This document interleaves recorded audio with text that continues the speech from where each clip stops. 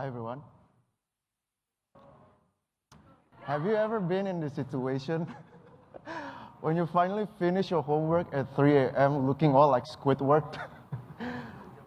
Or this one, when you're feeling stressed out that you just want to bite your laptop?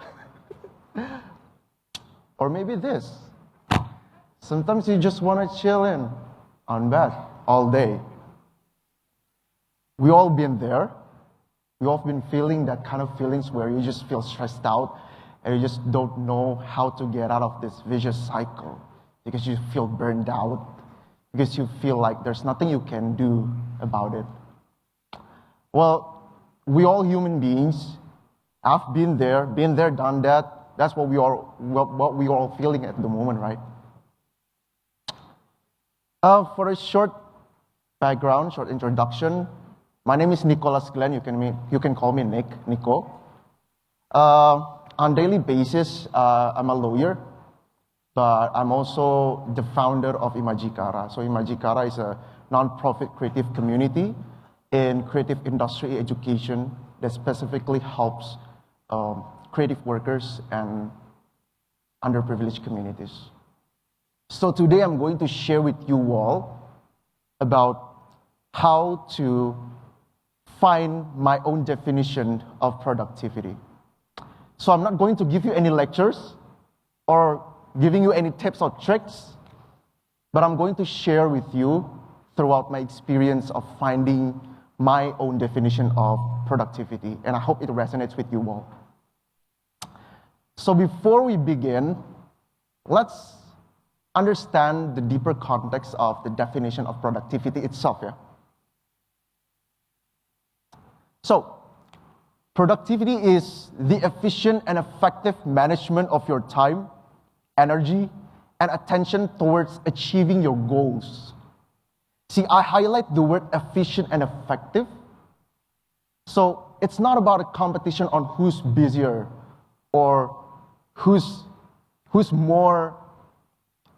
has more activities, but it's about who's more efficient in using their time.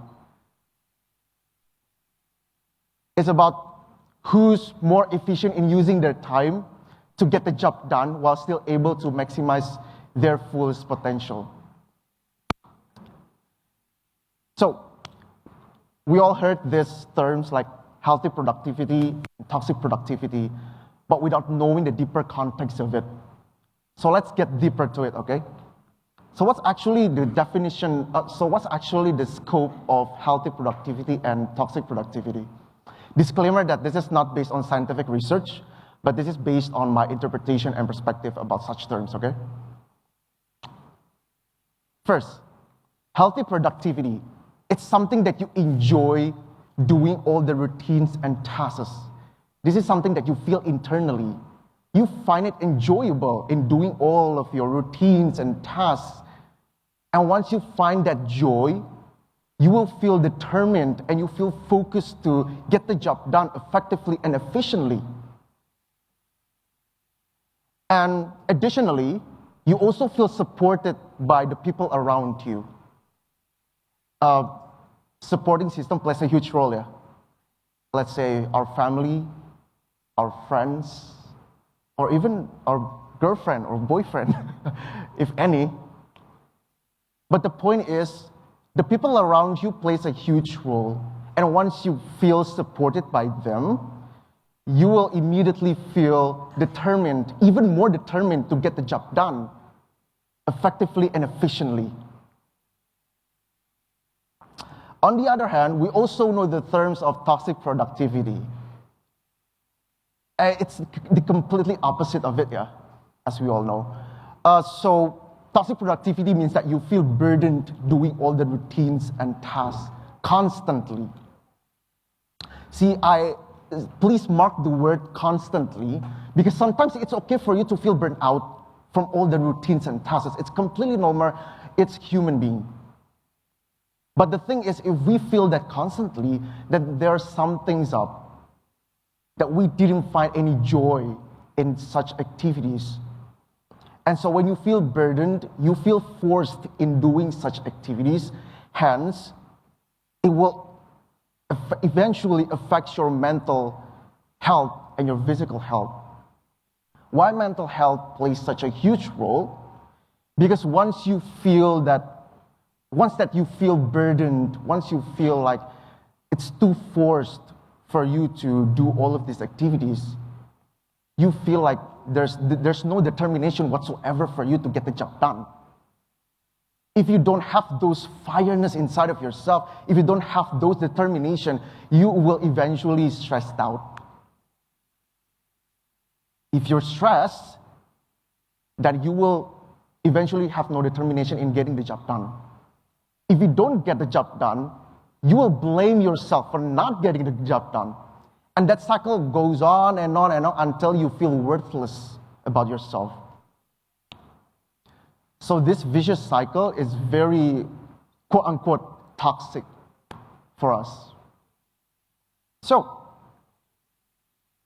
how to get out of the vicious cycle of a toxic productivity? Disclaimer that there's no concrete formula to find a solution on this. We all have our own different interpretations on how to get out of this cycle, especially for us here, among high school students and us college students. There's no concrete answer to answer this formula. This is based on my interpretation, okay? There are 3 things that I've learned so far, and I hope it resonates with you all, okay? So, first, stop comparing other people's ideal concept of a healthy productivity with yours.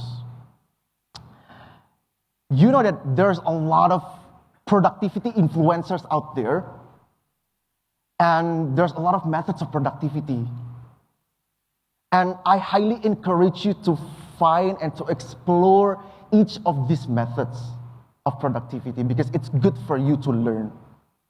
However, you should also find your best method for yourself that suits you best. For example, I have trouble with focusness and I tend to procrastinate sometimes. So I have this to-do list that I usually do by morning so that I'll know what should I do by that morning until night. I did try this once. I woke up at 5 a.m. for a whole 2 weeks to go to the gym, to exercise, and I'll start my day by 7 a.m. But turns out it didn't work out for me because I'm not a morning person. I'm not a 5 a.m. morning person, However, I do also know that I'm more focused when I'm at morning and when I'm at night, above 8 p.m. until 11 p.m. That's my prime time to be focused on getting the job done, to study, to work. I also know that I tend to be more focused when I'm listening to music, to classical music. So all of these methods, I've been exploring all of the various and diverse methods, but at the end, I identified what's best for me, what suits the best for me. And I highly encourage for you to do the same thing. Because most of us are still high school students, going to college students, and we still have no idea on what kind of productivity methods that best for us. Second, being busy is not equal to being productive. This is such a wrong perspective here. A lot of high school students and college students have done this, and I learned my lesson the hard way.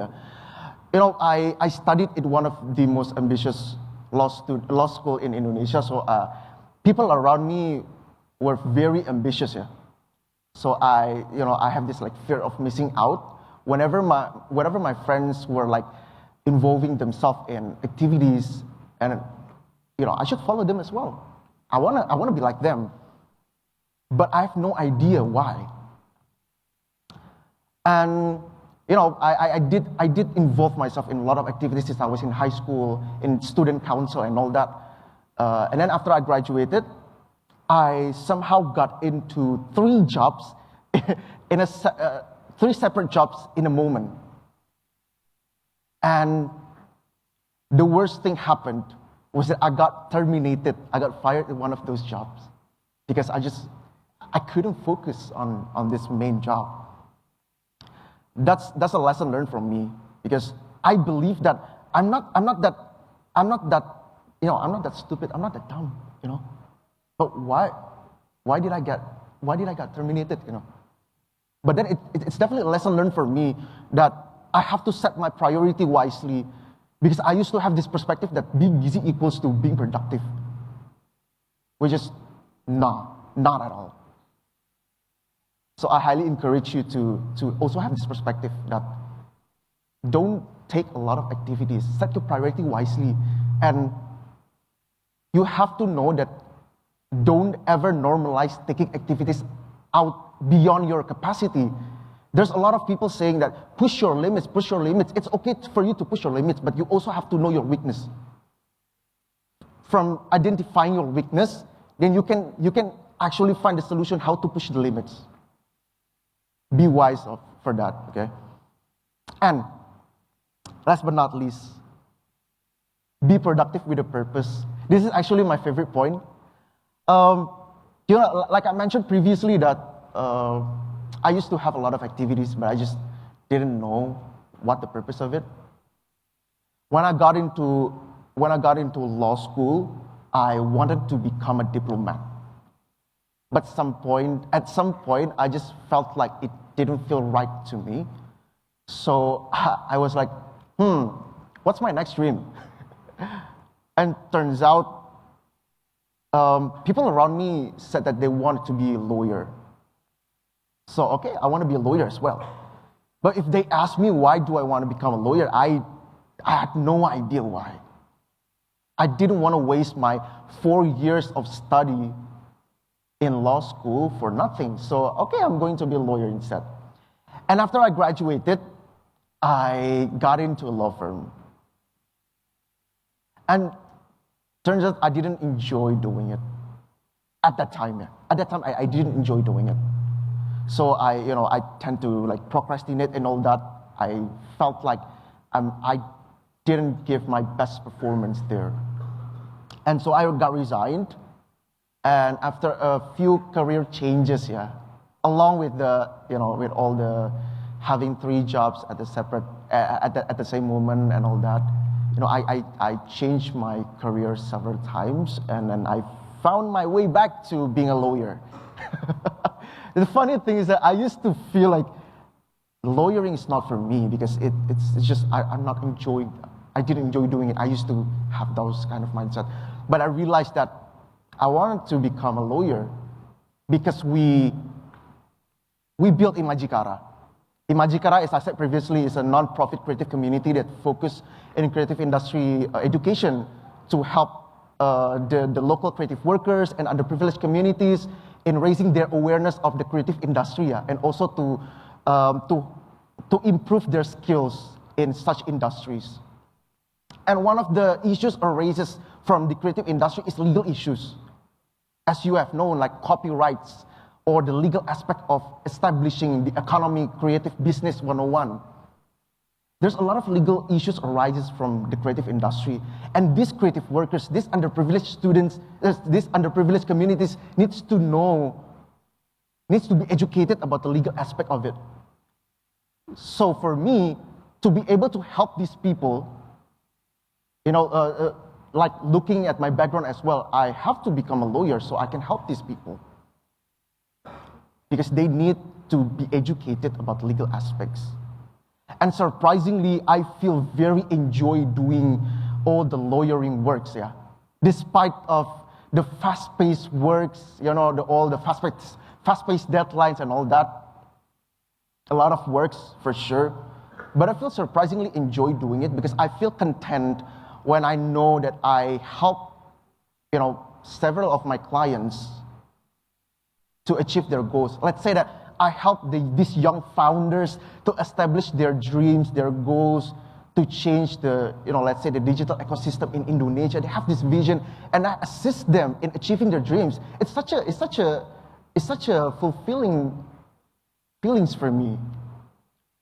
That's why be productive with a purpose plays a huge role, because you have the determination and perseverance to achieve your goal effectively and efficiently when you have a purpose. It doesn't have to be like deep purpose or what, yeah.